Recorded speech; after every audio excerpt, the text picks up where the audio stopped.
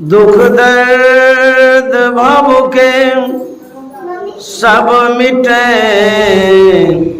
सतगुरु चरण नित से। दुख दर्द भव के सब मिटे, सतगुरु चरण नित से। गुरु भक्ति बिन कछु ना बने, नेहि सकल संतन कही। गुरु भक्ति बिन कछु ना बने। श्री सद्गुरु महाराज की जय। परमाराध्य सद्गुरु महाराज गुरुदेव महर्षि संत सेवी परामन जी महाराज इस संत मत सत्संग आश्रम में उपस्थित प्रबुद्ध सत्संग प्रेमी महानुभाव माता एवं बहनों, आदरणीय हमारे श्रीमान जयनंदन बाबू अच्छे वचनों को कह रहे थे, संत मत की बातों को रख रहे थे। बड़े अच्छे प्रवक्ता हैं, वृद्ध भी हैं, ज्ञान वृद्ध भी हैं, वयोवृद्ध भी हैं, अपने अनुभवों को रख रहे थे। मैं उनके सामने तो बच्चा हूँ और उनसे ही सीखना चाह रहा था, इसीलिए मैंने कहा आप भी कुछ सुना दीजिए जो आपका अनुभव है मेरे जीवन में काम आएगा। तो उन्होंने बड़ी अच्छी बात सब कही। उसके बाद मुझे भी अवसर दिया है कहने का। मैं तो अभी सीख ही रहा हूँ संत मत की बातों को, और जो अच्छे अच्छे प्रवक्ता हैं उनको भी सुनता हूँ, उनसे भी सीख लेता रहता हूँ। तो अभी हमारी सीख की घड़ियाँ चल रही है। तो आपके बीच में जो आया हूँ, तो जो सीखी हुई बातें हैं, जो मैंने सुना है, उन्हीं बातों को मैं आपके सामने रखने जा रहा हूँ। यह जो संत मत सत्संग मंदिर है, यह रामपुर उत्तर वार्ड नंबर 11 में पड़ता है और जिला अररिया में है। हमारे जो गोपाल चौधरी बाबा हैं, ये इनके संचालक हैं, व्यवस्थापक हैं, कार्यकर्ता हैं। विशेष रूप से इनका योगदान रहा है। इन्होंने बड़ा सराहनीय काम किया है, अच्छा काम किया है। संत मत के सत्संगियों को एकत्रित किया है, केंद्रित किया है, एक जगह गुरु महाराज के पास लाया है। तो बहुत अच्छा पुण्य का काम आदरणीय गोपाल बाबा भी कर रहे हैं। और हम लोग अभी सुन रहे थे गुह निषाद और लक्ष्मण का संवाद। यह हम लोग भगवान श्री राम के घटनाओं से संबंधित जानते हैं। भगवान श्री राम जंगल गए हैं, साथ में लक्ष्मण है, सीता माता भी हैं। जंगल में अव्यवस्थित जीवन है। वह गुह निषाद का राज्य है, साम्राज्य है, जिसके वे अधिपति हैं। उनके राज्य में कोई महान व्यक्तित्व आया है, महान पुरुष आए हैं, भगवान राम आए हैं, महान अतिथि है। उनका सत्कार करना गुह निषाद का कर्तव्य था। इसीलिए वो आए थे भगवान श्री राम को देखने के लिए। स्थिति को देख करके उन्होंने निवेदन किया था। गुह निषाद ने कहा था, भले ही अयोध्या वासियों ने आपको वनवास दिया है, लेकिन यह जो राज्य है मेरा, यह आप अपना ही समझिए। जब तक रहना हो हमारे आवास में रहिए। भगवान श्री राम ने कहा था, मुझे वनवास मिला है, घरवास नहीं मिला है, इसीलिए 14 बरस तक किसी के घर में हम नहीं रहेंगे, नहीं जाएंगे। यह दृढ़ता, यह जो व्रत भगवान श्री राम ने पालन किया था, तो यह देख करके गुह निषाद वहीं पर व्यवस्था कर देते हैं। पर्ण कुटी बनाते हैं, पर्ण की सैया लगाते हैं। वहीं पर भगवान श्री राम, भगवती माता सीता सोई है। लक्ष्मण गुह निषाद पहरा दे रहे हैं। उसी समय यह प्रसंग उत्पन्न होता है, बातचीत प्रारंभ होती है, संवाद आदान प्रदान होता है। दो आदमी जब होता है तो गपशप करते हैं ना, तो गुह निषाद और लक्ष्मण बातचीत करने लगे। गुह निषाद अपनी भावनाओं को व्यक्त करता है लक्ष्मण के सामने। क्या? वह जो स्थिति भगवान का देख रहे थे, तो गुह निषाद ने कहा कि कहीं ने अच्छा नहीं किया, भगवान श्री राम का क्या दोष था जो इनको जंगल में भेज दिए, कितना कष्ट इनको हो रहा है, विवाद किसी और से हुआ, लेना देना किसी और से था, लेकिन भगवान श्री राम को जंगल भेज दिए, ये अन्याय किया, अनर्थ किया, अच्छा नहीं किया है। यह सुनकर के लक्ष्मण जवाब देता है। किस तरह से लक्ष्मण जवाब देता है यह सीखने वाली बात है। जवाब तो सबको ही देते हैं, लेकिन जवाब देते किस तरह से हैं इस पर डिपेंड करता है, इस पर निर्भर करता है। तो लक्ष्मण कह रहा है, बोले लखन मधुर मृदुबानी, ज्ञान विराग भगति रस सानी। लक्ष्मण बोलता है, लेकिन उनकी जो आवाजें हैं, उनका जो शब्द है वह कैसा है? कहते हैं मधुर। वह शब्द मधुर शब्द है, मधुरता के साथ बोलता है, मिठास है उन शब्दों में। हम आप भी जब बोलते हैं, जिनकी वाणी मिठास होती है सबको प्रिय लगता है, अच्छा लगता है, कहते बड़ा अच्छा बोलता है। तो लक्ष्मण बोल रहा है, सबसे पहली बात है मधुर से बोल रहा है, मिठास से बोल रहा है। उनकी वाणी में बड़ी मिठास है, मधुर मृदु वाणी। और क्या उस वाणी में है? सिर्फ मिठास ही नहीं है, जैसे अचार बनाते हैं उसमें चाशनी देते हैं, मिठास डालते हैं ना, जितना डालते हैं उतना अचार मीठा लगता है। उसी तरह से बातों में मिठास तो है, लेकिन उस मिठास को और भी अच्छा बनाने के लिए क्या करना चाहिए? लक्ष्मण जो बोल रहा है उसमें बातें तो मधुर है, लेकिन मिश्रित बात है। तो क्या मिला है? मिक्स क्या कर रहे हैं? ज्ञान विराग भगति रस सानी। अब देखिए, बात जब आप बोलते हैं तो जब मिक्स बातें होती है, काम की बातें होती है, तो अच्छा लगता है। जैसे मान लिया जाए रोटी खाते हैं, मिक्स आटा बनाइएगा ना, बड़ा अच्छा लगता, स्वास्थ्य के लिए बढ़िया होता है। मिक्स सब्जी बनाइएगा तो अच्छा लगेगा। तो मिला जुला जो होता है सबका टेस्ट आता है। तो लक्ष्मण अपनी मधुर वाणियों में मिलाता है। क्या कहते हैं? ज्ञान। यदि आप बात करते हैं उसमें ज्ञान की भी बातें हो, ज्ञान समाहित हो, तो आपकी बातें उच्चतर होती है, उत्तम होती है, अच्छी होती है। उसके बाद क्या मिलाते हैं? विराग।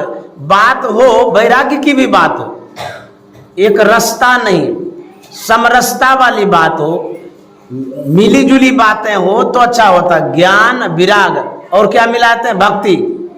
ये तीन बातें जिन बातों में मिश्रित हो वो पूर्ण बात होती है, सार्थक बात होती है, सही बात होती है, स्वीकारने योग्य बात होती है। याद रखिएगा, जब कहीं बात आप सुनते हैं किसी से या किसी को आप सुनाते हैं, दोनों पर डिपेंड करता है। यदि आप सुनते हैं तो यह जरूर सुनिएगा उनकी बातें है कैसी, मन को भाने वाली है कि नहीं है, मीठी बातें है कि नहीं है, उसके बाद उसमें ज्ञान की चर्चा है कि नहीं है, वैराग्य की बात है कि नहीं है, भक्ति की बात है नहीं। यदि तीनों बात है, उस बात को स्वीकार करना चाहिए, अंगीकार करना चाहिए और उसको जीवन में उतारना चाहिए।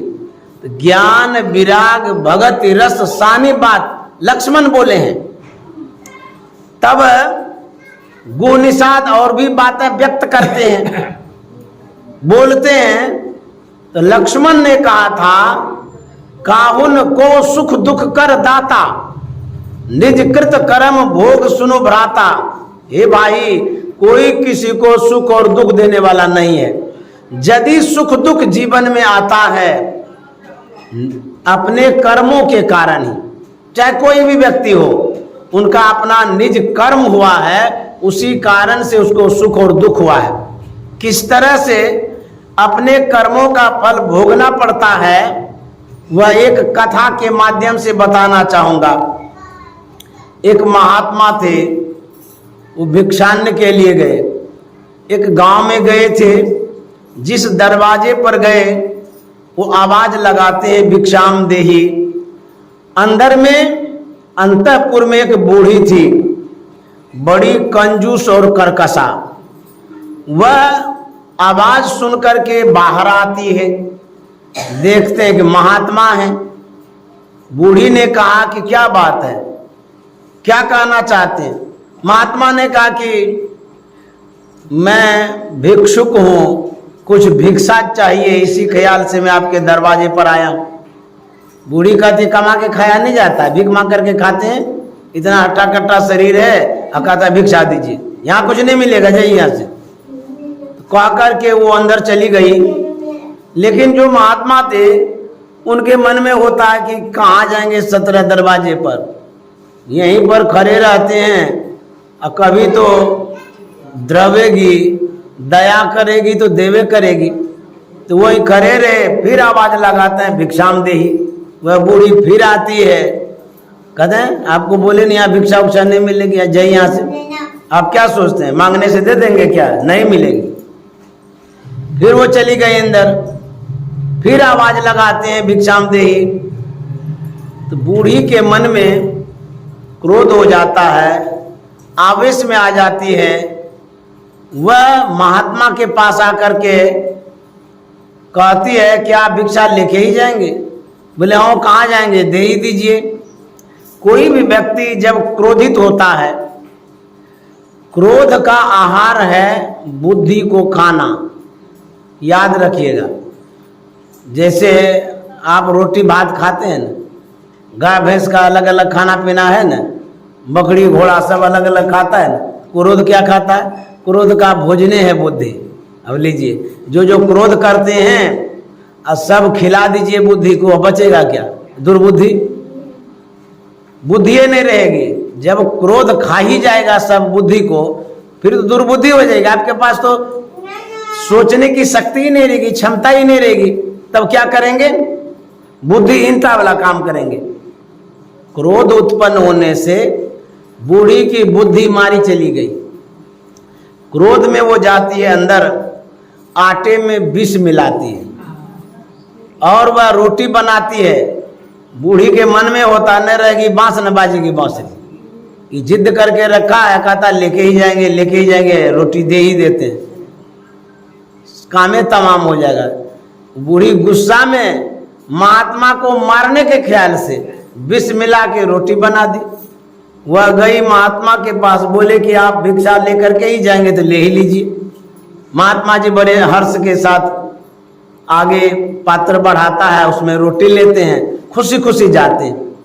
जिस गांव होकर के जा रहे थे उसी गांव में एक सत्संगी के परिवार में विवाह का कार्यक्रम था, लड़के की शादी थी।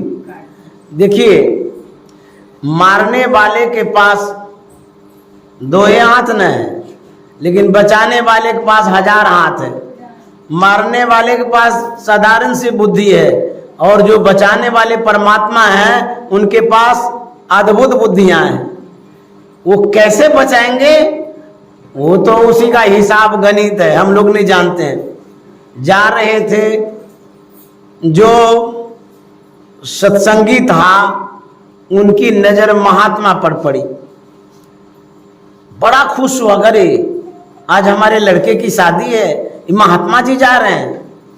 जाते हैं, बुला करके लाएंगे, भोजन पानी कराएंगे, आशीर्वाद मिलेगा, शुभ विवाह हो जाएगा, लड़का लड़की का भी भाग्य खुल जाएगा।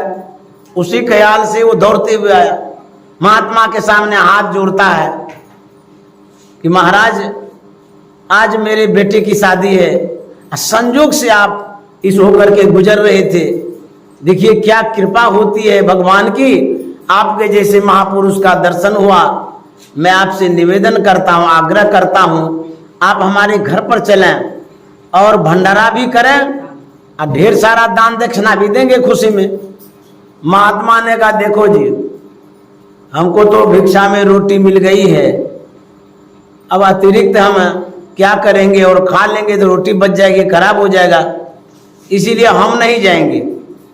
उन्होंने कहा कि नहीं नहीं, रोटी रहने दीजिए, कल खाइएगा, लेकिन मेरे यहाँ जाइए, चलिए।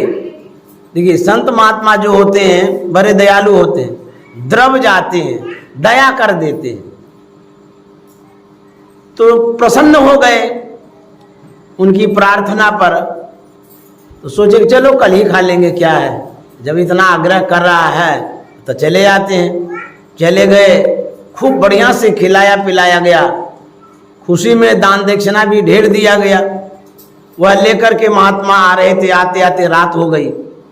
कुटिया में वो रोटी बांध करके रख दिया, विश्राम में चले गए। अब देखिए होता क्या है, उसी समय एक लड़का आता है जो बाहर से आ रहा था, वही महात्मा के कुटिया में जाता है। लड़का कहता है कि महाराज मैं बहुत दूर से आ रहा हूँ, थका मांदा हूँ, मुझे रात्रि विश्राम के लिए आश्रय दे दीजिए, स्थान दे दीजिए। तो महात्मा दयालु थे, बोले कोई बात नहीं, रह जाइए, हमको क्या है। तो उसको स्थान बतला दिया गया, अपना डेरा डंडा वो डाला। लड़का भूखा था, उन्होंने महात्मा से कहा कि महाराज रास्ते में कहीं खाने का मौका भी नहीं मिला, कुछ भी खाना पीना नहीं मिला है, भूख बहुत लगी है, आपके यहाँ कुछ खाने का है। महात्मा ने कहा कि देखो जी, मैं भिक्षा के लिए गया था, मेरे पास सूखी रोटी है, मैं तो किसी के यहाँ भंडारा में खा लिया था, यदि खाना चाहते हो तो खा लो। बोले कि सूखी उखी जो है दे दीजिए, हमको बहुत भूख लगी है। वह रोटी महात्मा दे देता है, लड़का भरपेट खाता है, और लड़का भी सोता है, महात्मा भी सोते हैं। प्रातः होता है, महात्मा तो जग गए और लड़का तो मर गया। महात्मा सोचता है कि ये क्या हो गया, जवान लड़का कैसे मर गया। आसपास के लोगों को कहा गया, लोग आए देखने के लिए, बड़ा आश्चर्य लगा कि जवान लड़का मर गया। उसके बाद हंगामा हो गई, बहुत लोग बहुत कुछ बोलने लगे, गांव की बातें दूर दूर तक फैलती है। यह बात उस बूढ़ी तक चली गई जिसने विष मिला करके रोटी दी थी, वह भी देखने के लिए आती है।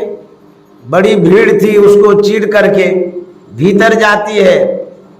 तो जैसे ही वो बूढ़ी भीतर जाती है, उसकी नजर पड़ती है, तो जैसे ही नजर पड़ती है, बोले अरे ये तो मेरा बेटा है, ये महात्मा ने जानबूझ के मारा है, चोर के दाढ़ी में तिनका। देखिए गलती उस महिला ने की थी, बूढ़ी ने की थी, उसको मन में हो जाता है महात्मा जानबूझ के मार दिया है। लोग पूछने लगे कैसे कैसे घटना घटी। तो महात्मा ने कहा देखिए ऐसे ऐसे गए थे भिक्षा के लिए, ये बूढ़ी हमको रोटी दी थी, हम तो खा नहीं पाए, रख दिए थे, और ये लड़का आया रात में बोला हमको खाने दीजिए, वे खाने दिए, हम भी सोए, ये भी सोए, और ये राम नाम सत्य हो गया, पता नहीं कैसे हुआ। तो बूढ़ी कहती है आप वही रोटी दे दिए थे? तो बोले हाँ हमने खाए थे, क्या करते? बोले आप क्यों दिए थे? हमको क्या पता कि हमारा लड़का ही खाएगा, हम तो आपको मरने के लिए विष मिला दिए थे उसमें।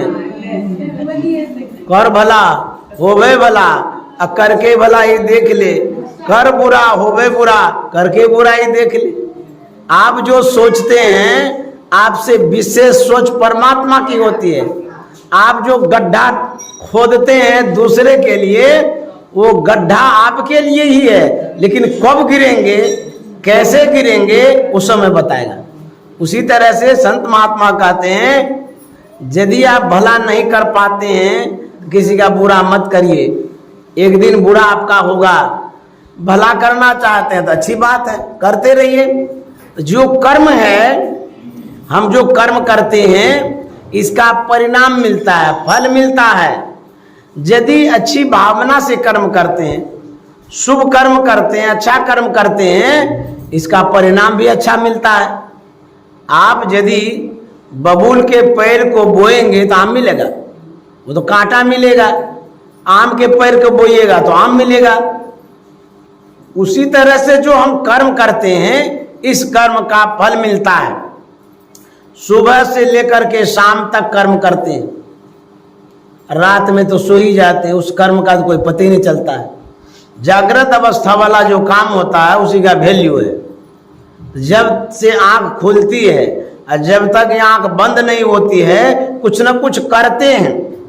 उन कर्मों में आप यदि नोट करेंगे, लिखेंगे, तो पता चलेगा कि सवेरे उठने से बाथरूम जाते हैं, दैनिक क्रिया में लग जाते हैं, खाना पीना खाते हैं, कमाने के लिए जाते हैं, कोई विवाह के लिए जाते हैं, कोई बात करने के लिए जाते हैं, कोई ट्रेन पकड़ने के लिए जाते हैं, कोई विवाद करने चले जाते हैं, कोई ठगने के लिए जाते हैं, कोई कोर्ट कचहरी में चले जाते हैं, कोई गला घोटने के लिए जाते हैं। ये सब न करते हैं।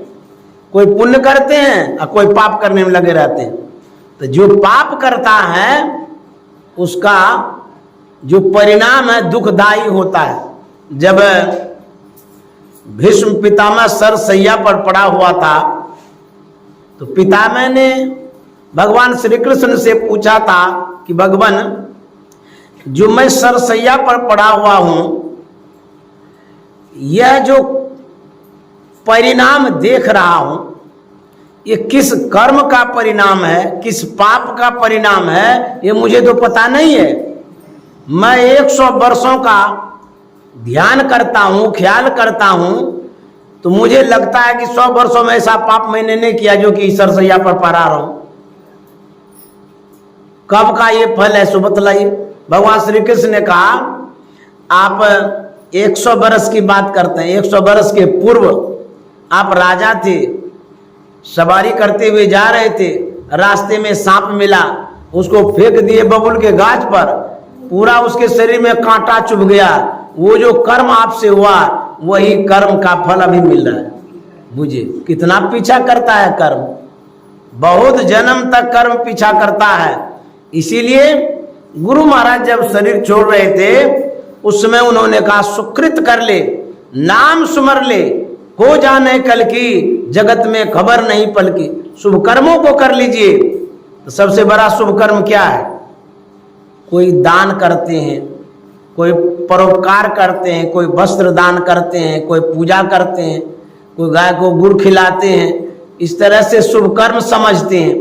लेकिन संत महात्मा की दृष्टि में सभी शुभ कर्मों को समेट करके यदि श्रेष्ठ शुभ कर्म को जानना चाहते हैं, वो शुभ कर्म है संत सदगुरु के द्वारा जो सद शिक्षा मिली है, वो नाम जो मिला है, उस नाम का जप करना, स्मरण करना सबसे बड़ा शुभ कर्म है। इसीलिए गुरु महाराज ने कहा, नाम सुमर ले, खोजा नहीं कल की, जगत में खबर नहीं पल की। हम इंद्रियों के द्वारा जो कर्म करते हैं उसका जो फल है वह स्वर्ग मिलता है, वैकुंठ लोक मिलता है, या संसार में नाम होता है। जब आप इंद्रियों से ऊपर उठ करके कर्म करते हैं उससे मोक्ष मिलता है, मुक्ति मिलती है और हम आवागमन से छूटते हैं। इस तरह का जो कर्म है, कर्म में प्रकार है, कर्म का अलग अलग प्रभाव है। ये जो प्रक्रिया है, इन प्रक्रियाओं को परखना पड़ेगा, पहचानना पड़ेगा कि सबसे अच्छा कर्म कौन है। गुरु महाराज ने कहा, नित्य प्रति सत्संग कर ले प्यारा, तेरा कार सरे सारा, सार कार्य का निर्णय करके धर चेतन धारा। सार कार्य जो है, कार्य में काम कहते हैं, उसका निर्णय करिए, डिसीजन लीजिए। जैसे मान लीजिए विवाह करते हैं, विवाह में तैयारी करते हैं, कपड़ा लत्ता, खाने पीने की, टेंट की, बैंड बाजा की, आदि आदि। उसमें आप ये विचार करते हैं कि इन सभी कामों में सबसे जरूरी कौन सा काम है, उसी काम को करना है। सबसे जरूरी तो काम है कि पैसा जुटाना है, तो पैसे नहीं रहेगा तो काम कहाँ से करेंगे। तो सार काम क्या हो गया, विवाह में सबसे जरूरी है पैसा, तब ये तो तमाशा होगा। तो पैसा जुटाना ये सार काम हो गया। उसी तरह से हमारे जीवन में जो दैनिक जीवन है, दिनचर्या है, सुबह से शाम तक का जो जीवन है, इसमें आप विचार करिए तो सार काम क्या है। यदि आपके विचार में नहीं आता है, समझ में बात नहीं आती है, तो गुरु महाराज बताते हैं, कहते सार कार्य का निर्णय करके धर चेतन धारा। हम जो ध्यान करते हैं, अंतर ध्यान करते हैं, चेतन धारा को जो धरते हैं वही धरना सार काम है, अर्थात ध्यान करना सार काम है। पूरे दिन भर में जो काम करते हैं, यदि आप ध्यान नहीं किए तो आपका सार काम नहीं हुआ, मूल काम नहीं हुआ, पूजिए नहीं है। बाजार चले गए सामान खरीदने, कहते हैं कि हमको पैसा दे दीजिए। भाई दे तो देगा, लेकिन बाद में चुकता तो करना पड़ेगा। आप काम तो कर रहे हैं, लेकिन आपके पास पूंजी नहीं है। उसी तरह से जीवन में जो कुछ भी कर रहे हैं, यदि आप ध्यान नहीं करते हैं तो ये पूंजी नहीं हुई, आपका जीवन अस्त व्यस्त हो जाएगा। तो गुरु महाराज कहते हैं चेतन धारा जो प्रवाहित होती रहती है अंतर में, उसको धरना सार काम है, मूल काम है। धर चेतन धारा, कहाँ धरेंगे, कैसे धरेंगे? जैसे आप जो सामान आपके पास उसको हाथ में धरते हैं, बच्चा है उसको धरते हैं, बोड़ा है उसको धरते हैं, धरने के लिए हाथ से पकड़ते हैं। तो गुरु महाराज कहता है धरने के लिए किसको? चेतन धार को। तो कैस चेतन धाराएं कैसी है, कैसे उसको पकड़ेंगे? कोई स्थूल रूप में है, कोई रस्सी रूप में है, किस रूप में है? कहता वो तो सूक्ष्म रूप में है। हमारी जो चेतना है, जैसे आप हमको देखते हैं, हम भी आपको देखते हैं, ये धाराएं चलती है लेकिन अदृश्य है, दिखती ही नहीं है। तो पकड़ेंगे कैसे? हमारी धाराएं बहिर्मुखी हो गई है, विषयमुखी हो गई है। पकड़ने के लिए गुरु महाराज युक्ति बतलाते हैं। मानस जब मानस ज्ञान दृश्य योग नादानुसंधान, इन क्रियाओं को करेंगे तो कहाँ करेंगे? गुरु महाराज कहते पिंड के पारा दसम द्वारे का आज्ञा चक्र में 10वां द्वार में जब आप युक्ति लेकर के उन धाराओं को धरना चाहेंगे, पकड़ना चाहेंगे तो पकड़ सकते हैं। यही सार काम है, धर चेतन धारा पिंड के पारा दसम द्वारे का। जब इस तरह से करेंगे तो होगा क्या? कहते ज्योति जग जावे, आपके अंदर में प्रकाश हो जाएगा। जैसे मान लिया अभी यहाँ आप बैठे हैं, आप खूब घनघोर अंधकार हो जाए तो बेचैनी हो जाएगी, व्याकुलता हो जाएगी, घबराहट हो जाएगी, डर भी लगने लगेगा अंधकार में। अब प्रकाश हो जाए तो प्रसन्नता हो जाएगी, खुशी हो जाएगी, गदगद हो जाएंगे, बाप रे बाप प्रकाश हो गया। उसी तरह से जब ध्यान करते हैं, सिमटाव जब होता है तो कहते ज्योति जग जावे, उस ज्योति में अति सुख पावे, बहुत खुशी मिलती है, प्रसन्नता मिलती है। और कहते शब्द सहारे का, सिर्फ प्रकाश ही नहीं, शब्द का अवलंब मिलता है। दृष्टि टिके श्रुत धुन रमे अस्कर गुरुदाया। जब दृष्टि टिकती है तो वहां आवाज भी मिलती है उस प्रकाश में। इस तरह से जब प्रकाश को पाएंगे तब खुशी होगी। गुरु महाराज कहते लख बिंदु नाद त्रय बंद देके, सुनो सुनो में ही लखिए देखिए, आंख कान मुख बंद कराओ, अनहद झींगा शब्द सुनाओ, दोनों तिलक तार मिलाओ, तब देखो गुलजारा है।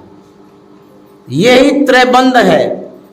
कहते हैं जब इस तरह से साधना करेंगे, ये सार काम है, मूल काम है।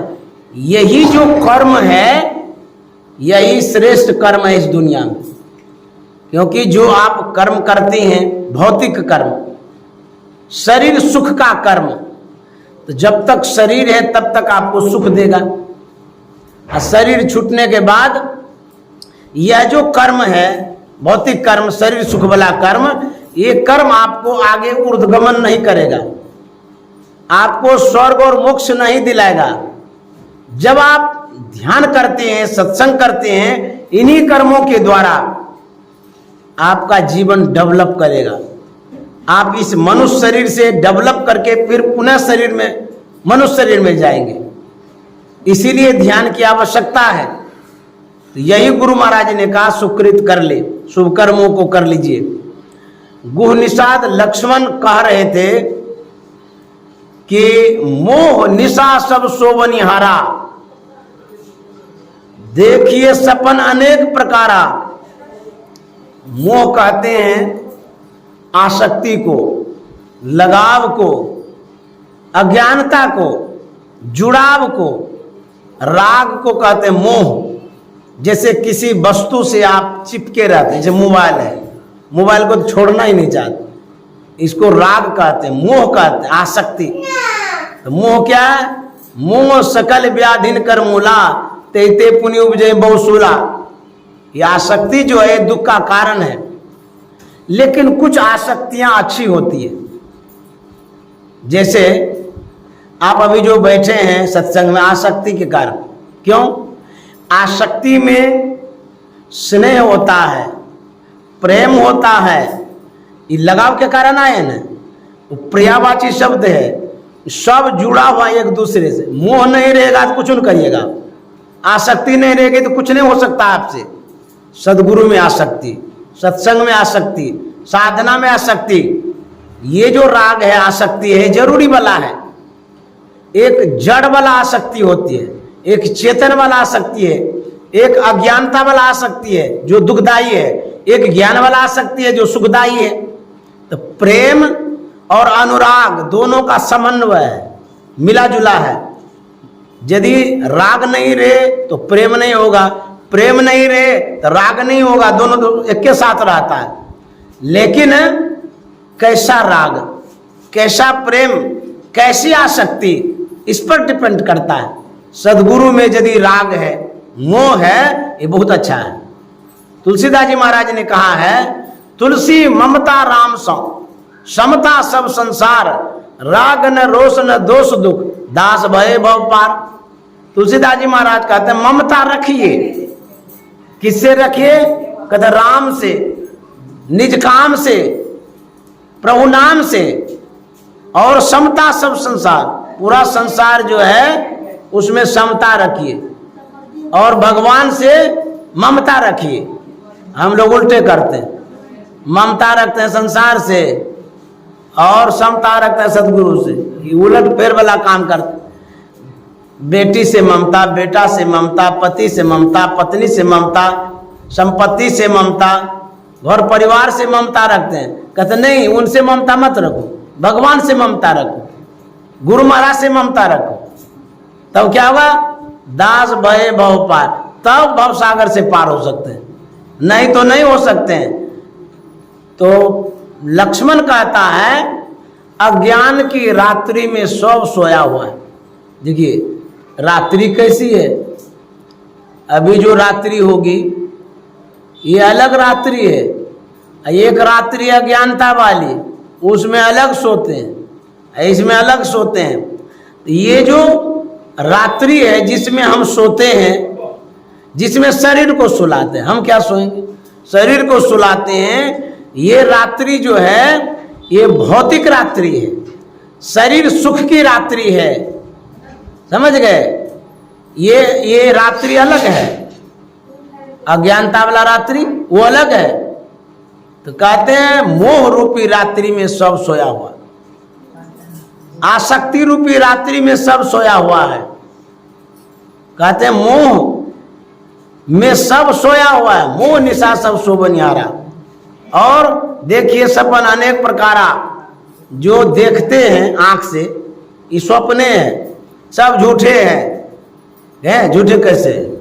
अरे अभी बाबा प्रवचन कर रहे हैं तो झूठे कर रहे हैं, ये तो बाबा सही है कर रहे हैं, हम लोग सुन रहे हैं, क्या झूठे है? संत महात्मा का दावा झूठे है, सब झूठे है। जब तक आप जगेंगे नहीं तब तक सत्य का भान नहीं होगा, ज्ञान नहीं होगा। तो जगेंगे कैसे? तो जो जगाने वाला होगा वही जगाएगा। आप सोए हैं, बाल बच्चा भी सोया है, तो सब सुतले है तो जगाएगा कौन? कोई उठेगा तभी न जगाएगा। तो पहले अभिभावक जगते हैं, गार्जियन जगते हैं, तब जगाते हैं। उसी तरह से संसार में जगा हुआ कौन है? गोस्वामी जी कहते हैं यही जग जामिनी जागे जोगी। इस रात्रि में, जामिनी में रात्रि होती है, निशा में रात्रि होती है, पर्यायवाची शब्द है। यही जग जामिनी संसार रूपी रात्रि में कौन जगा हुआ है? जोगी। कैसे जोगी हैं? परमार्थी, प्रपंच वियोगी, परमार्थी हैं, प्रपंच त्यागी हैं, वही जगाते हैं, जोगी जगाते हैं। तो कहते हैं यदि आप जगना चाहते हैं तो जोगी के पास जाइए, महात्मा के पास जाइए, संत के पास जाइए, जुक्ति लीजिए, उसके बाद आप जब भजन करेंगे तब जगेंगे। तो जगने के लिए ध्यान की आवश्यकता है। जब तक आप ध्यान नहीं करेंगे जग नहीं सकते हैं। गुरु महाराज ने कहा है, क्या सोबत गफलत के मारे, जाग जाग मन मेरे, अंतकाल संगी नहीं को, संग न चल को तेरे। क्या सोबत गफलत के मारे, जाग जाग मन मेरे। गुरु महाराज जो कहते हैं, इस शरीर को उठाने के लिए नहीं कहते, क्या कहते हैं? जाग जाग मन मेरे, मन को उठाने के लिए कहते हैं। मन सोया हुआ है, शरीर जड़ है, वो क्या सोएगा? कहते हैं मन को उठाइए, जाग जाग मन मेरे। तो गुरु महाराज कहते हैं कि अरे मन तुम उठो, मन को उठाने के लिए कहते हैं। तो मन को देखें, कोई देखें, बताइए तो मन कैसा है? काला है, गोरा है, नाटा है, छोटा है, मोटा है, कैसा है? कहेंगे पता तो नहीं है, लेकिन सुबह से शाम तक तो कहते हैं मेरा मन अच्छा नहीं लगता है, मेरा मन रसगुल्ला खाने का है, मेरा मन घूमने का है। तो मन को तो सामने रखते हैं लेकिन देख तो नहीं पाए हैं। उसी मन को जिसको आपने देखा नहीं है उसको कहता है उठाने के लिए। कितनी टेढ़ी खीर है, बड़ा टफ है, बहुत मुश्किल है। कैसे उठाएंगे? जिसको आप देख नहीं पाते हैं, छू नहीं पाते हैं, पकड़ नहीं पाते हैं। ये कैसा साइंस है गुरु महाराज का। अब बुझिए, ऐसा वह व्यक्ति है जिसको उठाने का है, हाथ से छू नहीं सकते हैं, आंख से देख नहीं पाते हैं। अब कहिएगा तो समझेगा भी नहीं, उसको उठाने के लिए कहते हैं। तो लगता नहीं है बड़ा टेढ़ा बात है कि कैसे उठाएंगे। इसीलिए बहुत लोग फेल हो जाता है। कहाँ उठा पाते हैं? सुनते तो हैं लेकिन मन को उठा नहीं पाते हैं। क्या सोबत गफलत के मारे, जाग जाग मन मेरे। क्या सोबत गफलत के मारे, जाग जाग मन मेरे। अंतकाल संगी नहीं को, संग न चल को तेरे। मन को कैसे उठाएंगे? गुरु महाराज कहता है मन को उठाने के लिए हम लोग जप करते हैं, मन को उठाने का प्रयास करते हैं, फिर भी मन नहीं उठता है। गुरु रूप का ध्यान करते हैं, उससे भी मन नहीं उठता है। बिंदु ध्यान करते हैं, यदि उसमें सफलता मिलती है आंशिक उठता है। उठने का मतलब खड़ा नहीं होना, बहिर्मुख से अंतर्मुख होना, पिंड से ब्रह्मांड की ओर जाना, ये उठना है। तो मन को उठाना पड़ेगा। उठ जाग मुसाफिर भोर भई, अब रैन कहाँ जो सोबत है। कहते हैं मुसाफिर, यात्री, राही, चलने वाले, उठो, अब रात्रि कहाँ है जो सोए रहोगे। अब रैन कहाँ जो सोबत है। जो सोबत है सो खोबत है, जो जागत है सो पावत है। कहते हैं जो सोते हैं वो खो जाते हैं, जो जग जाता है वही रास्ता पाता है। इसलिए कहते हैं उठने के लिए एक उपनिषद वाक्य है, उत्तिष्ठता जागृत प्राप्य वारा निबोधत, छोरस्य धारा निष्ठा दुरतया, दुर्गम पतस्तत कवियो बदंती। अरे विद्याग्रस्त लोगों उठो, अज्ञान निद्रा से ऊपर उठो। जरा विचारिए, कोई संसार में लोग सोता है, हम आप कोई भी। पहले ये बतलाइए आप जगते हैं कि उठते हैं? सब के सब कहेंगे, हम ही कह देते हैं, आप लोग काहे के लिए कहिएगा। सब के सब कहेंगे कि पहले तो हम लोग जगते हैं, नींद खुलती है तब न शरीर से उठते हैं। पहले जगना होता है तब उठना होता है। असाधु महात्मा संत ऋषि मुनि कहते हैं पहले उठो तब जगो। देखिए उल्टे बात, मन को पहले उठाना पड़ता है तब जगेगा। इसीलिए कहा उत्तिष्ठता। आप शरीर को उठाते हैं, शरीर रूप से आप जगते हैं, जड़ रूप से जगते हैं, लेकिन मन को उठाना है। इसीलिए कहे उत्तिष्ठ होता है, उठो और तब जागो। जब मन उठेगा अंधकार से, अज्ञानता से, मोह से, तब जाकर के ये जगेगा, इसकी नींद खुलेगी तब। इसीलिए कहते हैं उठाने के लिए, उपनिषदकार कहते हैं मन को उठाने के लिए, गुरु महाराज भी कहते हैं उठाने के लिए। मन को कैसे समेटेंगे? गुरु महाराज ने कहा है जो मन है और हमारी जो दृष्टि है, दोनों का समन्वय है। गुरु महाराज के प्रवचन में जहाँ दृष्टि जाती है वहीं मन जाता है, और जहाँ मन जाता है वहाँ दृष्टि जाती है। मन भी सूक्ष्म है, दृष्टि भी सूक्ष्म है, दोनों दिखाई नहीं देता है।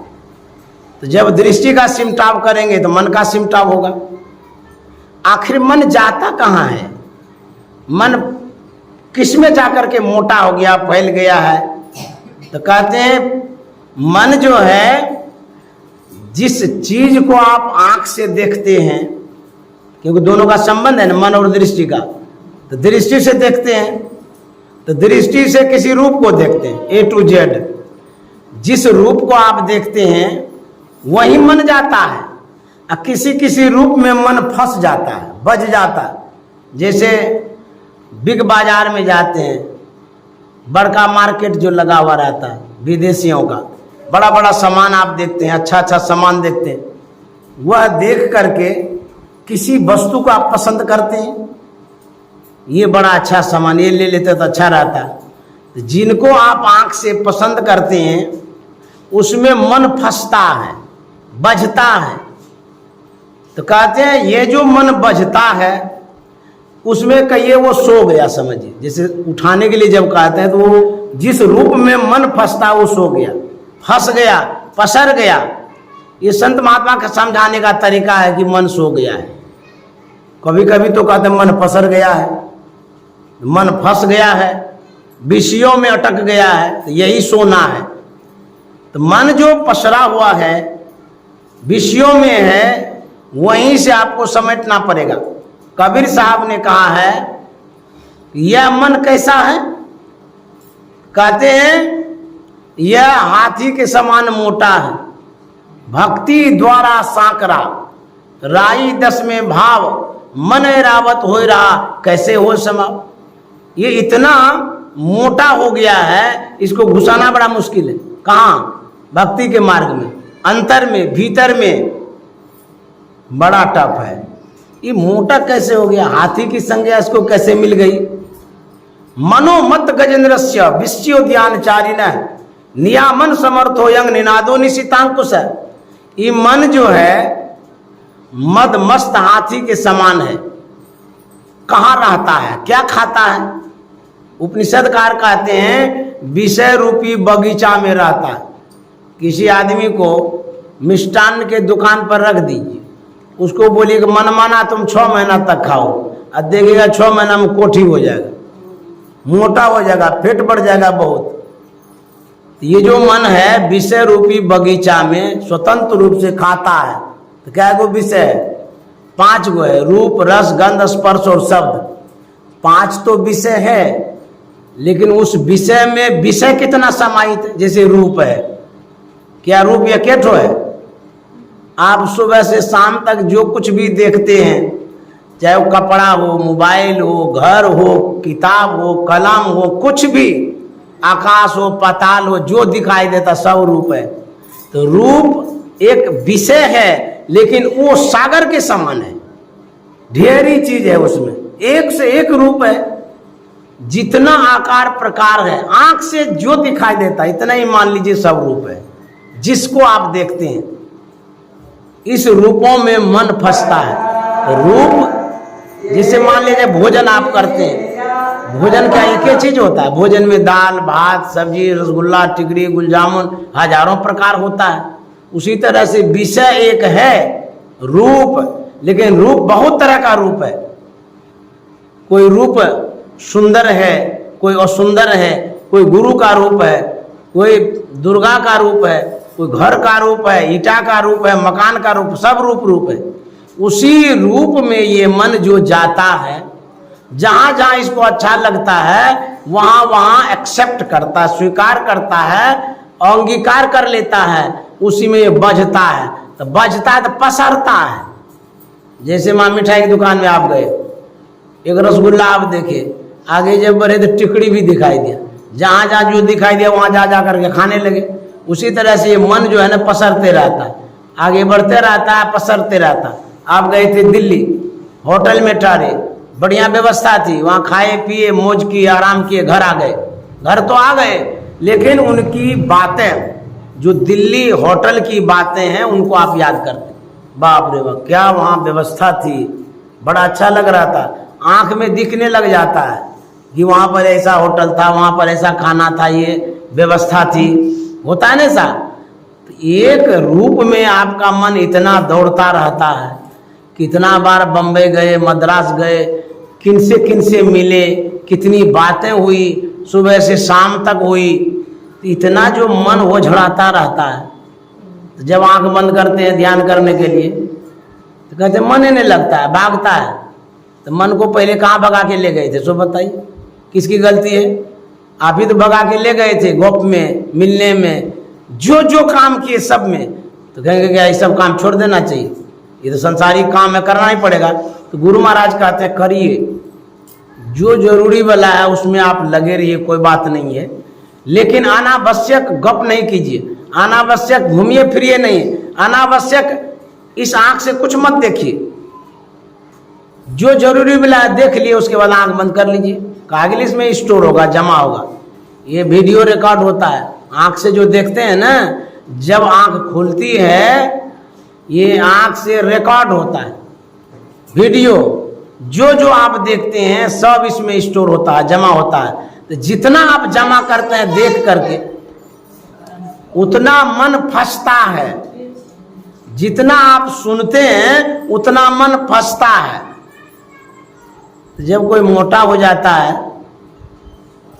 तो परेशानी जब बढ़ जाती है, तो डॉक्टर के पास जाते हैं। डॉक्टर साहब से कहते हैं कि डॉक्टर साहब शरीर मोटा हो गया है, पतला करने का कोई उपाय बताइए।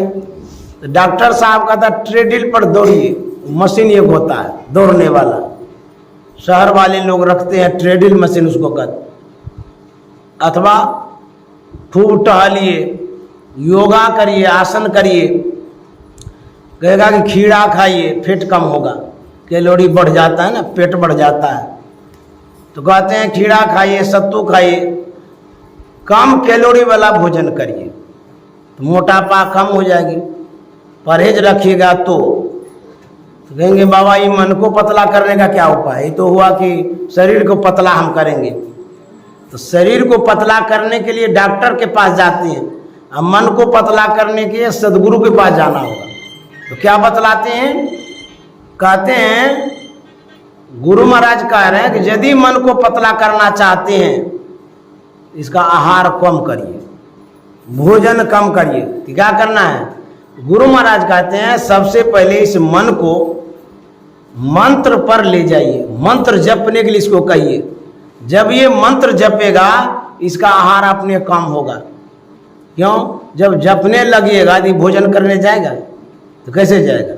इसको तो छुट्टिए नहीं दे रहे हैं आप, ये मन मना खाएगा कैसे?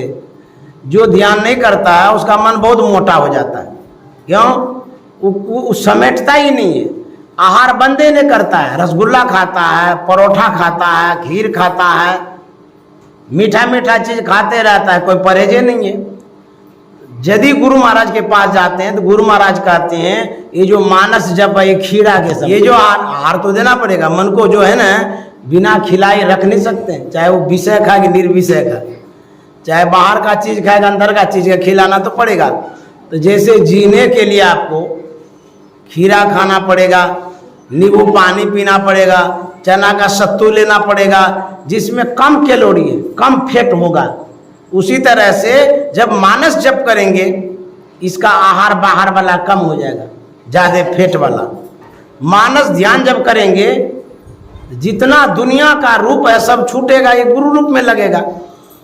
ध्यान जब रूप का करेंगे, गुरु रूप का करेंगे, उस रूप में फैट नहीं है, कैलोरी नहीं है, मोटापा नहीं बढ़ेगी, मन नहीं मोटा होगा, क्योंकि वो शुद्ध रूप है, पवित्र रूप है, सात्विक रूप है। इस आहार को यदि देंगे मन को, तब पतला होगा। तो मानस जप, मानस ध्यान, उसके बाद जब दृष्टि योग करेंगे, दृष्टि योग करने से ये तो समझिए खाली नींबू पानी है, समझ गए। दृष्टि योग जब करेंगे तो मन बहुत उसमें महीन होता है, तब जाकर के आप उसमें घुसेंगे।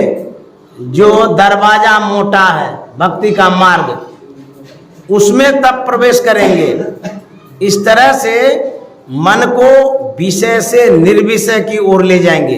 तो गुरु महाराज ने यही माध्यम बताया, मानस जप, मानस ध्यान, दृष्टि योग और नादानुसंधान। जब नादानुसंधान की क्रिया करते हैं, उसमें पूर्ण सिमटाव हो जाता है, मन का अस्तित्व समाप्त हो जाता है, मन कैद हो जाता है भीतर में, फिर बाहर आता ही नहीं, उसको विषय कहाँ से मिलेगा। इस तरह से हम लोगों को साधना करनी चाहिए, ध्यान करना चाहिए, और उठने का यही उपाय है। गोस्वामी जी ने कहा है, 3 अवस्था तजऊं भजऊं भगवंत, मन क्रम वचन अगोचर व्यापक व्याप्यनन्य। 3 अवस्थाएं हैं। किसकी अवस्था? शरीर की अवस्था अलग है, जैसे बालापन में आए, किशोरापन में आए, युवापन में आए, वृद्धापन में आए, ये अवस्था है किसकी? शरीर की। ये शरीर की अवस्था है। ऐसे अवस्थाएं बदलती रहती हैं।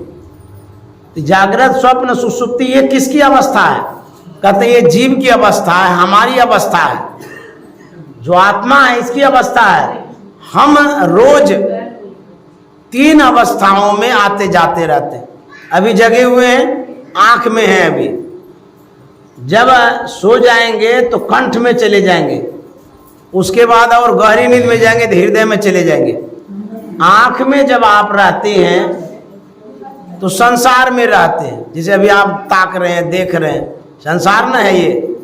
जब स्वप्न में जाते हैं तो जागृत का संसार छूट जाता है, स्वप्न के संसार में विचरण करते हैं। जब और नीचे जाते हैं गहरी नींद में, वहाँ संसार गौण हो जाता है, अंधकार ही अंधकार है, कोई संसार वहाँ नहीं रहता है।